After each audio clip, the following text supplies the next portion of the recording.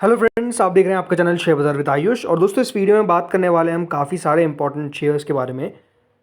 और इसमें हम शुरुआत करेंगे एकम ड्रग्स से, देन उसके बाद बात करेंगे सियागल पे, उसके बाद बात करेंगे ब्रेन बीज या फिर फर्स्ट क्राई, और आखिर में बात करेंगे सरस्वती साड़ी शेयर्स के ऊपर। तो इन चारों शेयर्स के ऊपर बात करने वाले जो definitely recent IPO listed companies है और इंपॉर्टेंट डेटा है जो हम शेयर करेंगे, तो बिल्कुल वीडियो को आप लोग पूरा ज़रूर देखिएगा।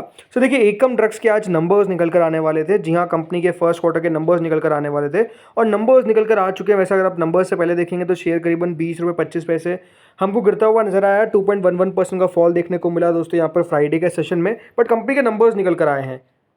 तो चलिए देखते हैं नंबर्स किस तरीके के आए हैं। नंबर कंपनी के शुरुआत किससे करेंगे? शुरुआत करेंगे दोस्तों हम कंपनी के रेवेन्यू फ्रॉम ऑपरेशन से। ये बात ध्यान रखिएगा, जो कंपनी के नंबर्स है वो मिलियन में है, तो मैं आपको सारे करोड़ में कन्वर्ट करके बोलूंगा, राइट? क्योंकि नंबर्स कंपनी ने मिलियन में दे रखे हैं, तो हम करोड़ में कन्वर्ट करके बात करेंगे सीधा सीधा। सो देखिए, लास्ट ईयर तक कंपनी का इस क्वार्टर के अंदर जो रेवेन्यू हमको देखने को मिला था वो करीबन 977 करोड़ के आसपास का था। कितना? वो बढ़कर सीधा दोस्तों इस बार 1025 करोड़ के आसपास हमको देखने को मिला है।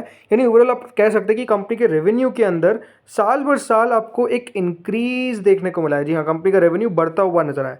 वहीं प्रीवियस क्वार्टर में कंपनी का जो रेवेन्यू था वो करीबन 954 करोड़ का था, राइट, Q4 के अंदर।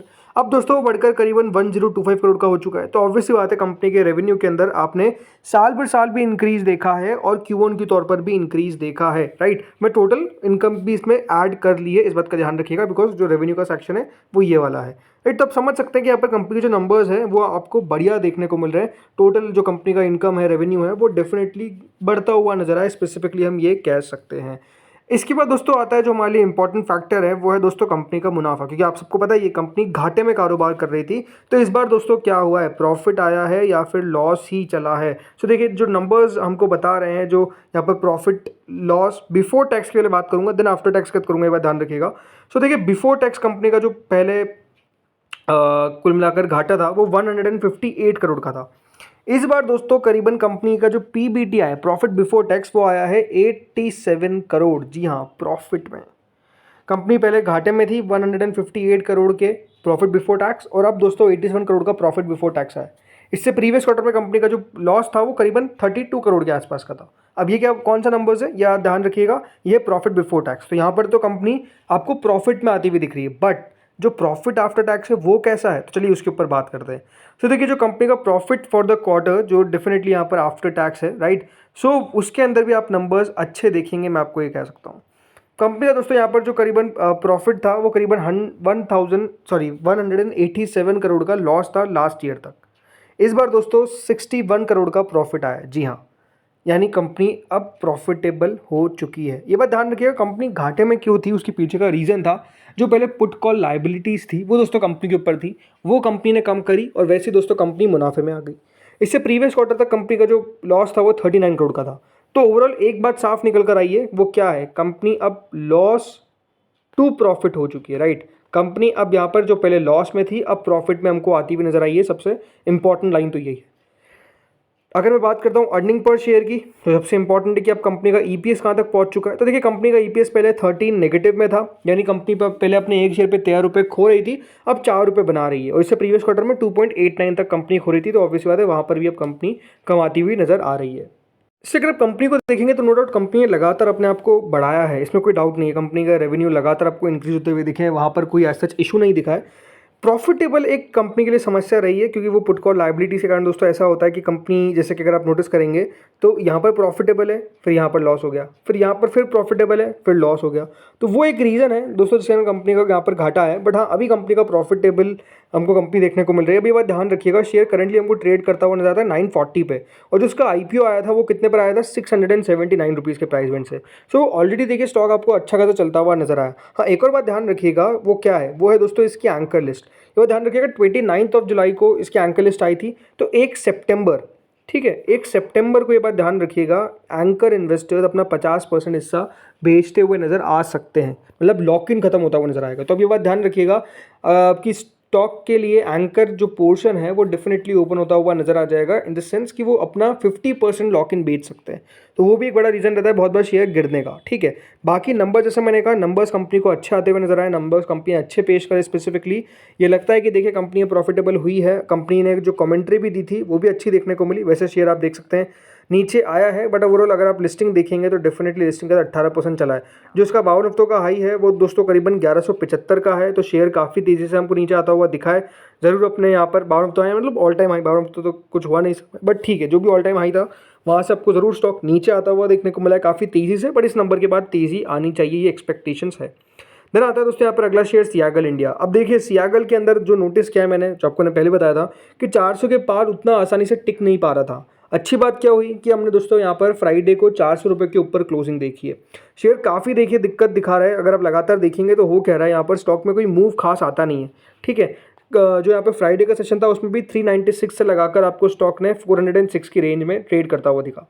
बहुत बड़ा मूव नहीं था, राइट, लेकिन प्रीवियस वीक स्टॉक ने थोड़ी बहुत कोशिश करी है ऊपर आने की, राइट। अब दोस्तों स्टॉक अपने इशू प्राइस के आसपास हमको ट्रेड करता हुआ नजर 401 का इशू प्राइस है। अब ये बात ध्यान रखिएगा, स्टॉक में तेजी आएगी या फिर गिरावट, वो डिपेंड करेगा कंपनी के नंबर्स पे। जी हाँ, कंपनी के नंबर्स आने वाले हैं, कब आने वाले हैं? कंपनी के नंबर्स आने वाले हैं ऑन मंडे इटसेल्फ, 26 अगस्त को दोस्तों कंपनी यहाँ पर अपने नतीजे पेश करेगी। साथ साथ कंपनी आपको डिविडेंड भी देती हुई नजर आएगी। जी हाँ, कंपनी ने अनाउंसमेंट किया है कि कंपनी द्वारा डिविडेंड की भी अनाउंसमेंट की जाएगी। सो बहुत इंटरेस्टिंग रहेगा सियागल के लिए कि किस तरीके के नंबर्स आते हैं। ये बात ध्यान रखिएगा, जो उसका अभी का हाई है 424 का, राइट, वो एक लेवल है जो इसको बढ़ने से रोका है और उसके बाद स्टॉक में फॉल भी देखने को मिला है। तो वो एक इंपॉर्टेंट लेवल है, अगर उसको एक बार क्रॉस कर दिया, राइट, अभी 400 रुपये के ऊपर बंद हो, अच्छी बात है, राइट, लेकिन नंबर्स डिपेंड करेंगे। जैसा मैंने कहा यहाँ पर अब तेजी आती है फिर गिरावट, तो हमको नंबर्स का वेट करना पड़ेगा। पर अगर 424 425 के ऊपर निकला तो बिल्कुल यहाँ पे 450 तक के लेवल्स देखने को मिलेंगे। बट अगर नीचे में 368 जो उसका लो है, अगर उसके भी नीचे गया तो फिर हमको बड़ी गिरावट देखने को मिलेगी। और जैसे मैंने कहा वो सब कुछ डिपेंड करता है कंपनी के रिजल्ट्स पे, किस तरीके के रिजल्ट्स आते हैं। देन अगला दोस्तों आता है ब्रेनबीस सॉल्यूशंस। अब पिछले हफ्ते ओवरऑल अगर आप नोटिस करेंगे तो स्टॉक 5-6% गिरा है, लेकिन लिस्टिंग के बाद हुआ क्या है कि यहाँ पर हमको एक प्रॉफिट बुकिंग बनती हुई नजर आई है एक अच्छे लिस्टिंग के बाद। बहुत डिफरेंस है, राइट, लिस्टिंग अच्छी होती हुई नजर आई है तो गिरावट हुई है। अब यहाँ पर भी सेम बात है, कंपनी अपने नंबर्स पेश करने वाली है कब? 30 अगस्त को। जी हाँ, 30 अगस्त को नंबर्स पेश करेगी। किस तरीके के आंकड़े निकल कर आते हैं वो देखने वाली बात होगी। मेजर आउटलुक के ऊपर आपको नजर रखना है, राइट, कंपनी क्या आउटलुक देती है वो देखना बहुत दिलचस्प होगा इसके लिए, बिकॉज मार्केट दोस्तों न्यू एज कंपनी से एक्सपेक्ट करता है कि भले अभी इनका प्रॉफिट नहीं आ रहा है बट एटलीस्ट एक क्लियर पाथ दिख सके इन्वेस्टर्स को। वो अगर हो जाता है तो बाजार वैल्यू दे देता है, वो नहीं होता है तो फिर डेफिनेटली मार्केट वैल्यू नहीं देते हैं, ये आपको समझना पड़ेगा। तो आई थिंक वो डिपेंड करता है कि कंपनी के नंबर्स किस तरीके आते हैं। बिकॉज अगर आप नोटिस करेंगे तो कंपनी के रेवेन्यू में तो बढ़त देखने को मिल रही है, बट ऐसा नहीं कि कंपनी कोई प्रॉफिट रिपोर्ट कर पा रही है, राइट, वो एक इंपॉर्टेंट बात है जिसके ऊपर आई थिंक कंपनी को यहाँ पर फोकस करना पड़ेगा। सो लेट्स सी होता क्या है। देन अगला आता है दोस्तों यहाँ पर सरस्वती साड़ी। अब यहाँ पर तो आपने भरपूर गिरावट देखी है, बिल्कुल जहाँ से लिस्ट हुआ है तब से लगातार गिरता हुआ नजर आया और पिछले हफ्ते लगातार नीचे हमको आता हुआ नजर आया। अब सिंपल सी बात है, देखिए सरस्वती साड़ी के अंदर यहाँ पर इशू मेजर जो है वो है दोस्तों कि कितनी ग्रोथ ये कंपनी कर पाएगी, राइट, ये एक सबसे बड़ा इशू है जो मेरे हिसाब से यहाँ पर दिख रहा है और जिसके कारण शेयर लगातार नीचे भी जा रहा है। अब ये भी ध्यान रखिएगा, ये बी सेगमेंट का शेयर है, बी मतलब 5% ही बढ़ सकता है, 5% ही घट सकता है, बट वो लिस्टिंग के 10 दिनों बाद हट जाता है। तो यहाँ पर वेट करना पड़ेगा। अभी यहाँ पर बहुत इन्फॉर्मेशन निकल कर नहीं आई है, इनके भी पर नतीजे निकल कर अभी तक नतीजों की डेट तो सब फाइनल नहीं की गई है, बट ठीक है वो डेट जल्दी फाइनल कर दी जाएगी। तो वहाँ पर देखना होगा कि हाँ कंपनी के फंडामेंटल्स किस तरीके से रोल प्ले कर रहे हैं एंड डेफिनेटली मैनेजमेंट का क्या व्यू है आगे को लेकर, राइट। तो फ्रेंड्स इस वीडियो में इतना ही था, होपफुली आपको वीडियो बढ़िया लगा होगा। अगर लगा तो लाइक कर देना, चैनल से पहली बार जुड़े सब्सक्राइब कर देना। Thank you friends for watching this video.